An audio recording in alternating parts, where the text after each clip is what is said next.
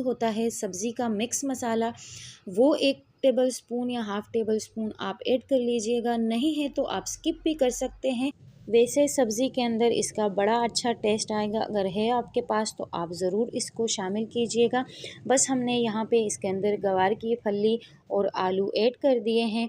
और यहाँ पे आपने क्या करना है, यहाँ पे हमसे मिस्टेक हो जाती है कि हम फ़ौरन इसको जो है डालते हैं, कवर कर देते हैं और धीमी आंच पे रख लेते हैं, तो उसका एक तो कलर भी ख़राब हो जाता है और बिल्कुल नज़रों को अच्छी नहीं लगती है सब्ज़ी, तो ज़ाहिर है फिर खाने में भी अच्छा नहीं लगता है।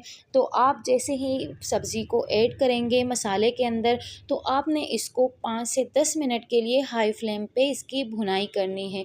यही ट्रिक है कि आप शुरू में इसको भूनेंगे तो सब्ज़ी आपकी बहुत अच्छी खिली-खिली बनेगी। अगर मसाला आपसे नीचे लग भी जाए थोड़ा बहुत, तो आपने घबराना नहीं है, बस